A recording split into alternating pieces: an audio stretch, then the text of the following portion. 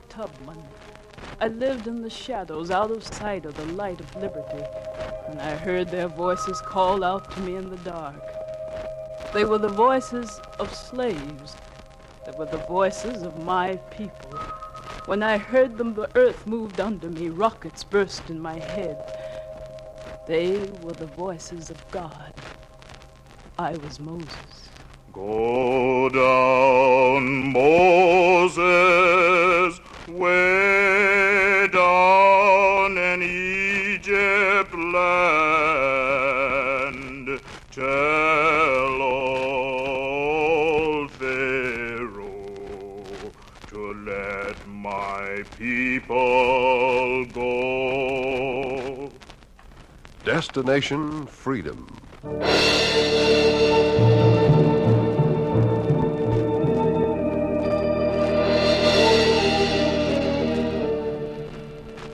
The Chicago Defender and station WMAQ bring you Destination Freedom, a special radio series dramatizing the great democratic traditions of the Negro people, interwoven in the pageant of history and a part of America's own Destination Freedom.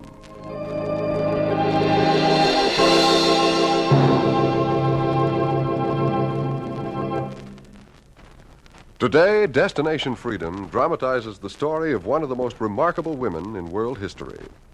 It is the story of Harriet Tubman, an American Moses, the liberator of 300 slaves, the fearless pilot of the pre-Civil War Underground Railway. Today, we tell of the early life of Harriet Tubman, the chapter entitled Railway to Freedom. Tell old Pharaoh to let my people go. The voices were still that day on a plantation in Maryland where I grew wild like a weed, one of 11 children, one of a dozen slaves. The voices were still, or I was asleep. But I woke up one day when I heard a slave sing a song. We were husking corn. I knew the song, but there was something in the way he sang it. I stopped husking corn and listened. Deep river, Lord, I looked up at him and said, "Saul?" Huh? What were you singing? Oh, just a little old song. What does it mean, Saul? Well, you and I as old as I am. You're old enough to know. Know what? To know the ways of the Underground Railroad, Harriet. To know there's a train waiting tonight. And how to tell those who want to come aboard to come aboard. How do you know all of that? The Talbot woman says so. She keeps track of the trains. And you say you're gonna cross over and Keep your mouth shut and your eyes open. Look. See the way the old master's looking? He's on to it. Well, I'm going to my cabin. Got to get my things.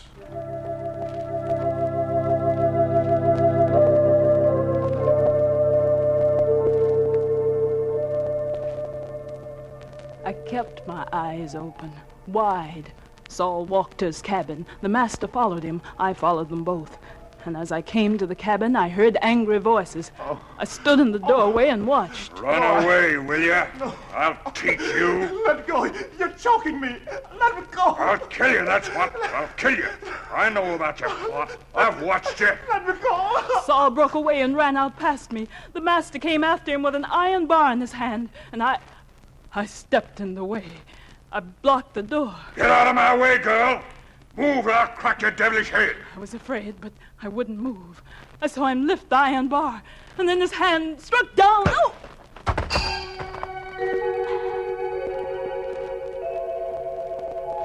The earth moved, and rockets burst in my head. It was dark all around me. I seemed to be lying in a dark river, dreaming that I heard my mother saying, "Harriet, you're hurt. Lie back, child. Lie back." I dreamed I heard the master come in and say, "She should be whipped and branded.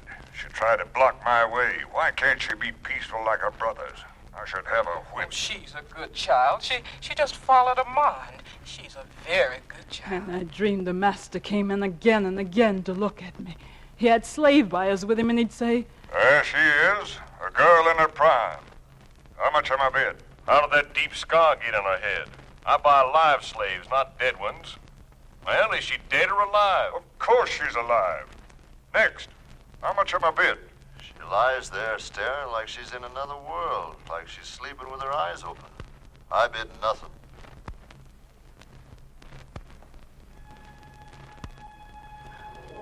I went on dreaming and dreaming. Inside my head, the rockets kept bursting. I dreamed of a land far away. And when I tried to get up to go, I'd hear my mother say, Harriet, lie back. Tossing like that, you'll throw yourself out of bed, child. Lie back. I sank back into the dark river. I lay there floating a long, long time before I heard her say, Now, stand up, Harriet. Look, there you're standing again. Again? It's a miracle. Wait till I tell you, brothers, we've nursed you back to life. Nobody believed you'd live. How long was I sick? 2 seasons. 2 seasons just lying here? Oh, you'd sleep sometimes, and you'd talk out loud sometimes, like you was dreaming. You'd talk about the master. Don't you remember? Some things. I remember some dreams. I remember dreaming about Nat Turner. Don't speak his name out loud. I dreamed I heard Nat Turner call Nonsense. to me. He's been hanged and buried 10 years, girl. Get him and his deeds out of your mind. He called me and told me how he burned the plantations and made an army of slaves to fight. And he called me and said, Harriet, do what I did. And I said, I can't do what men do. I can't lead an army. Then he said, you can do more. You can lead an army across the River Jordan. If that's all you dream, then keep quiet. That was not all. Didn't you dream good things? Yes. I did dream once I was praying. I was praying for the master and all the masters. They were looking down at me to see if I was worth buying. That was no dream. They were here. I dream I prayed to the Lord to change their hearts, but he would not. Then I said, Lord, if you won't change them, kill them. Well, who talks of killing on my grounds? This another plot? Oh, it's just Harriet's first day out of bed, Master Bodias. She can stand up now. So this is the little hero who tried to help Saul escape, huh? Now Saul will work his life out in the fields, where you'll go. Oh, the child is weak, Master. The child is worthless. Scrawny, sickly, she's been a burden to me, but now she'll earn her share. And whatever's in that addle head of yours, girl, get it out. There'll be no revolts, no escapes. If you've got any sense left, you'll obey laws. You'll be satisfied. You work in the fields. No, please. She's too weak to work in the fields. Please. She's too weak to eat. Please. Mother, stand up. The master's right. It's in the fields where I should work. Perhaps you really are half-witted. You want the field, huh? I want to work where there'll be fresh air and sunshine. I want to work where I'll grow strong. I'll take the fields.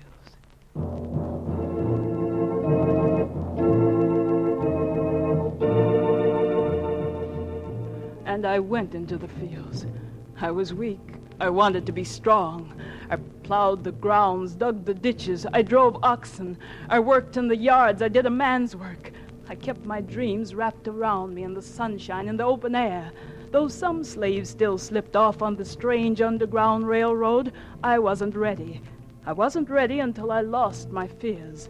I lost them the day the master passed me and said, Well, I see you've done your work well, Harriet. Yes, I've worked. Uh-huh. And I can see why you're stronger than anyone else in the county now. In fact, I think you're strong enough to be sold to the Georgia rice fields. Yes, you should bring a right nice fee, don't you think so? He didn't wait for my answer, but I thought, if I'm strong enough to bring a fee, I'm strong enough to be free. When night fell, I went to the cabin of my brothers, George and Louis. Fear was all around us. I whispered the plan to escape to them. I don't trust your plan, Harriet. They patrol day and night. Yesterday, 6 men were branded. Who's going to guide us? Saul told me about a woman named Talbot. She can give us money and help. You see, George, let Harriet free us. All right. We'll meet you in the North Woods whenever you say. But I don't like it. It's too risky.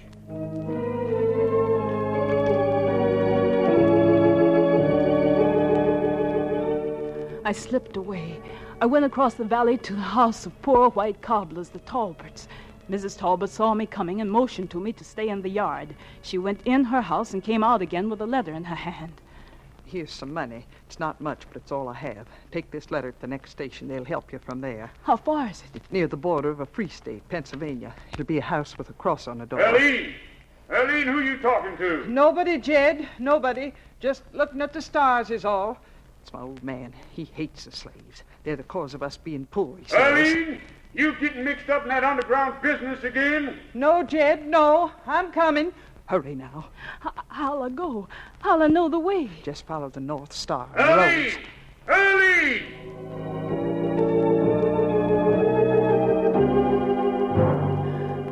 I went back to my brothers. I found them in the woods. My heart was pounding. A roar was building up in my head. I talked to them of the trip, but they said... Tonight they're watching all the roads. They always watch the roads. But running against them like this is certain death. And what is slavery? We'll take our chances. You know nothing of the North, I'll not risk it with you. You mean that? I mean it. And you, little brother? Last night another slave was sent to the gallows. He'd been betrayed by those he thought were friends. Your friends could be the same. I'll take my chances here. Stay here. Come on, be sensible. No! No, I won't stay here. Why risk it now? Because there are two things I've got a right to. Liberty or death.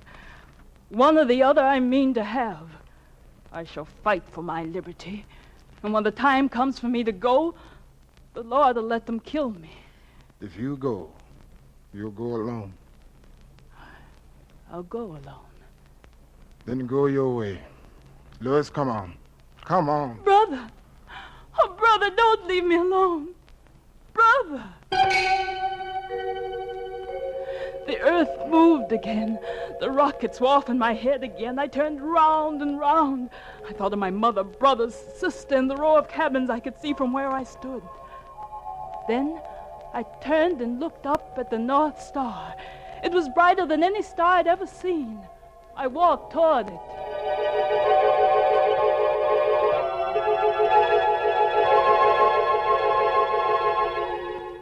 I made my way through the fields and forests, past villages and farms, past patrols and guards, sleeping in the open, in barns and under haystacks. My eyes watched the North Star until I came down into a valley. Then I saw it. I saw a block of houses, and on one there was a cross.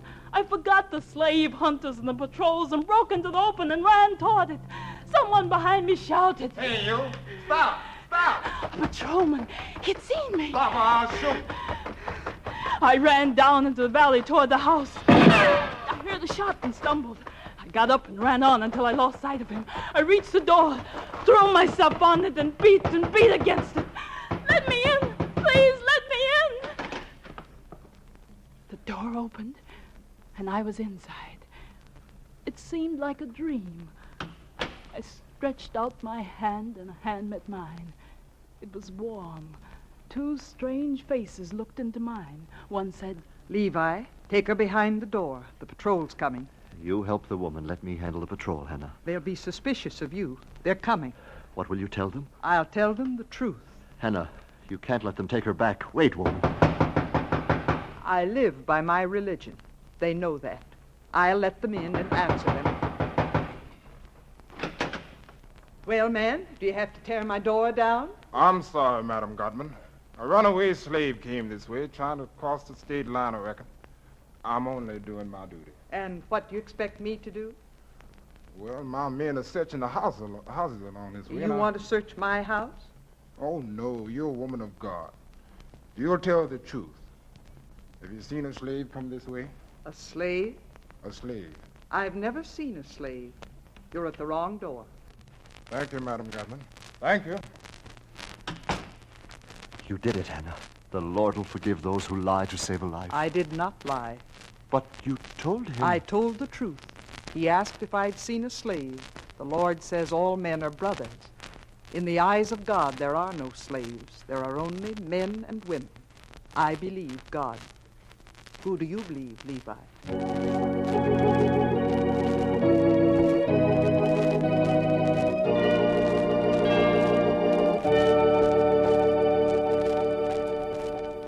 I believed I was in a new world. And when I was rested, my new friend said, No, you're not in free territory yet. This is just the first station on the Underground Railroad. Our stations stretch like spider webs, south, north, east. Puritans, Quakers, Negroes run them. You won't be on free ground till you go up the hill through the woods and cross the Pennsylvania line. From there, it's easy. No high sheriffs to hunt you down. Go where you please. Are you ready? To cross that line? Oh, I've been ready a long time. When night came, I slipped through the woods. I struck out toward the border. I walked through the woods until it came over me that, like in a dream, I had crossed the line. I had crossed the River Jordan. I was free.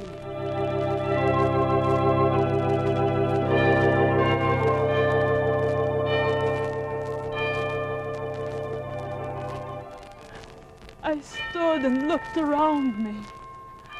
I was free. I looked at my hands to see if I was the same. There was such a glory over everything. The sun came like gold through the trees. I felt I was a part of the air and the sky. I could go to Canada. I had left behind me the land I hated. Whips and chains and fears and overseers were all behind me. Ahead was a new, clear life. And then, somehow, I was lonely. I was free, but there was no one to welcome me. I remembered my home was with my brothers, sister, mother. And then, my head, the earth seemed to move under me. My head seemed to split apart, and I heard the voices of my people calling me. And it was then I knew which way I had to go. I turned from the North Star. I found my way again to the door with the cross on it. It opened before I knocked. Well, welcome back, Harriet. Welcome? Yes, your supper's ready. It's on the table. You expected me to come back? Yes, don't look surprised, friend. We knew you'd come back. But how? I didn't... Sit down. We've been away stationed for guiding escaped slaves for about 10 years now. Some pass this way once and we never see them again. They are satisfied to get their own freedom. Who can blame them? But now and then, one comes our way who's got the flame burning not just for his freedom, but for his brothers, sisters, friends. You burn that way, Harriet. How did you know? You were thinking, what a great thing a new liberty is. You were free, but when you thought of millions who were slaves, you said, what good is my being free when my brothers are slaves? Yes, I did. Then you felt you would have no peace until the last slave was freed. That's why you came back.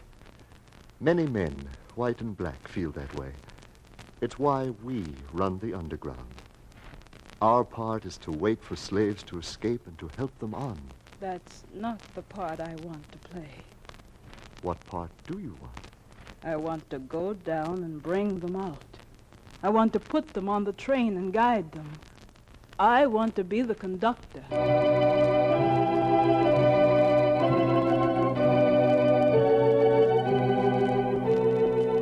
And I went out to learn the ways of the underground. I met the abolitionists. I talked to old John Brown, to fiery Wendell Phillips, to fighting Fred Douglass, to the lion Lord Garrison, to the Quakers, the Puritans, and to the conductors and agents. And some said, Lady, you want to know who to trust when you hit the trail guiding slaves to freedom. I'll tell you. Nobody who owns a slave. Nobody. I'll tell you how it is, Miss Tubman. The Southland's like a fortress with the guns turned inside against the people who live in it. If thee goes back too much, Miss Tubman, thee'll never get out again.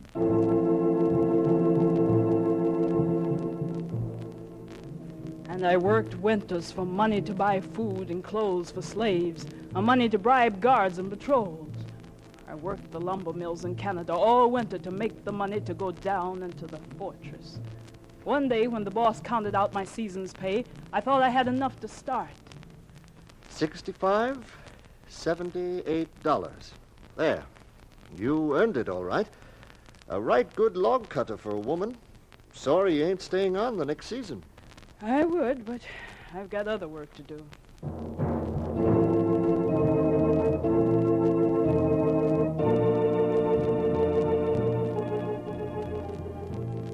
I was ready to do my real job. I went down into the slave grounds. I gave the signals, planned the escapes. I talked with them, passed guns to them, planned the outbreaks, and went deeper and deeper into the slave belt until my name seemed to spread before me. Sometimes I was a man, sometimes a woman. I walked. I rode horseback. I drove wagons and funeral cars. And once I took a train. Hey, you, where you think you're going? Me, sir? She look mighty like that there rebel slave Tubman. Speak up. Where's your master? Where you going? You can see by my ticket. I'm going south. No. South to Maryland. No, I see. No, she couldn't be Tubman. Now would a rebel slave be heading south? No, sirree. All aboard! Let her roll.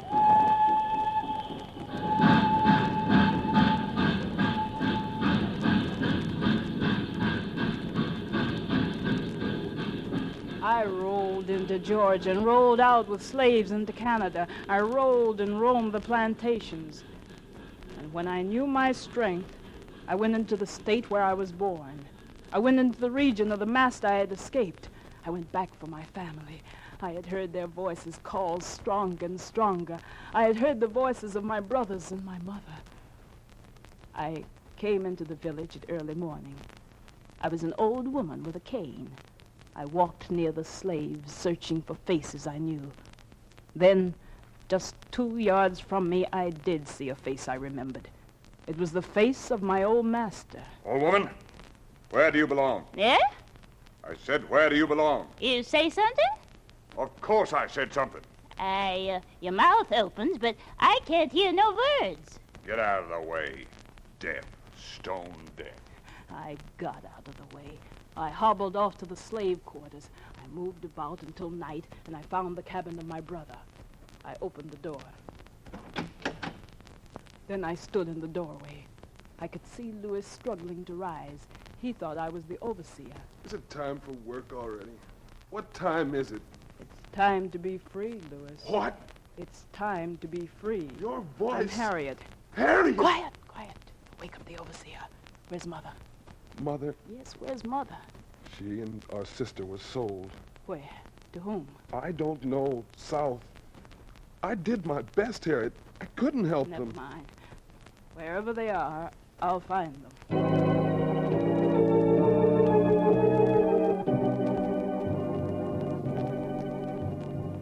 I took my brother away to the new land, and I took 10 more from the rice fields with us. I saved my brother, but as I looked over the land for the woman who had brought me into the world, there was a fear in me I'd never known before. It seemed I was growing cold, deaf again. I could hardly hear friends who'd say, You've had your share of the dangers, Tubman. Every slaveholder knows and hates you. You'll be worth more to the cause of freedom if you leave the railroad, stay north. What can I do here? Plenty. Travel about the states and tell the people what you've done. I do travel, Mr. Garrison. Yes, but you don't make speeches. I free men. Mr. Garrison, I think one free man is worth 1,000 speeches.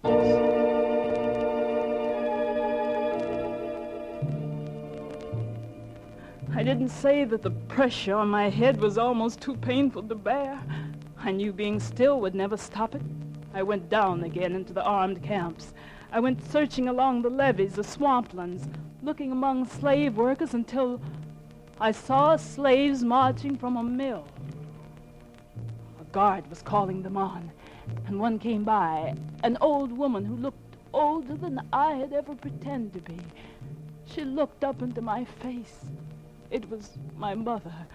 Her lips parted. She said, Harriet, my child. All right, what's holding up the line there? Move on. Mother, I've come to get you. Don't talk, child. Don't talk. Well, I tell you, tell them. Sing. Don't talk. Just sing. Move on up there. Move on. The line passed. She was gone. I went through the men's quarters. I found Saul. Help me, Saul. I have the plans and the money. Help me to tell everyone who wants to come with us to slip away quietly. I can let them know. Go back to the river and wait. I'll sing. Those who understand, they'll come.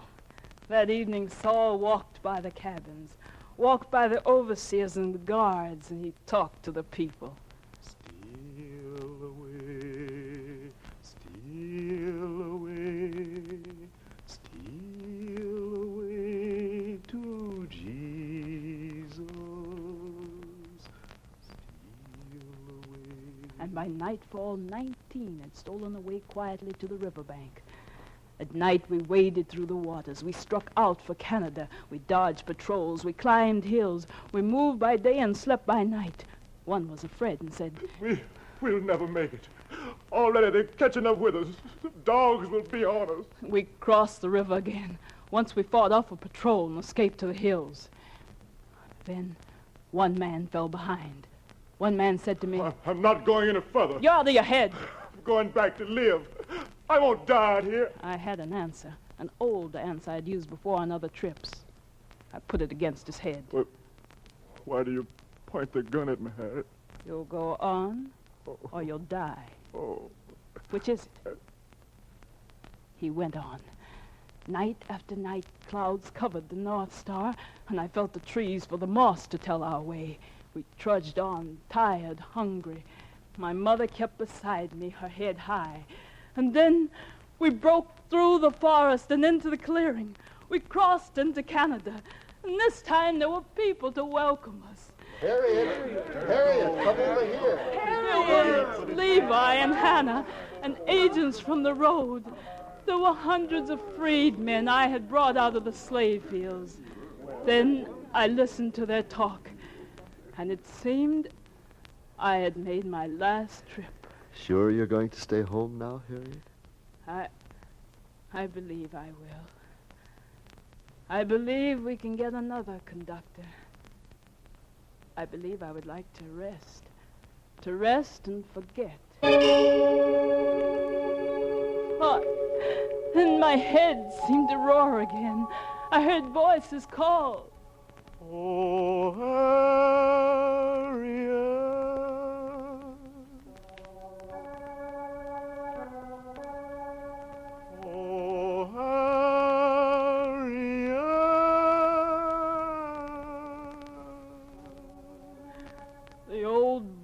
My head seemed to pain again.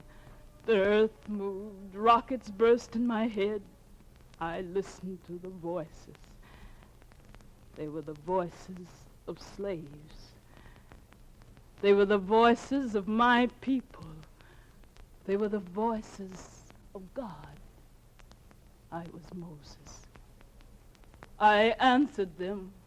Go down, Moses, way down in Egypt land.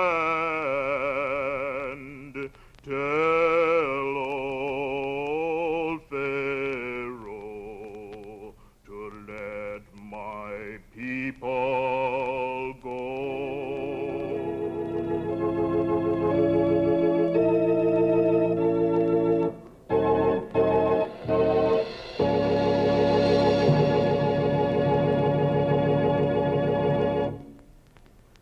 You have just heard the story of Harriet Tubman as presented by Destination Freedom, a special radio series dramatizing the great democratic heritage of the Negro people. Destination Freedom is brought to you by WMAQ's Department of Public Affairs and Education and the Chicago Defender. It is written by Richard Durham, and the production is under the direction of Homer Heck.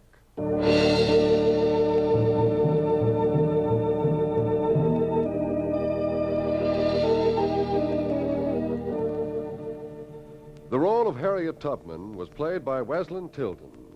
The supporting cast included Hope Summers, Melva Williams, Maurice Copeland, Curly Ellison, George Kluge, Arthur McCoo, Charles Mountain, Cliff Norton, and Fred Pinkard. The singer was Greg Pascoe. Richard Shores composed the special music, which was played by Elwyn Owen and Bobby Christian. This is Hugh Downs inviting you to be with us again next week for another in our series on the Negro in Democracy, Destination Freedom.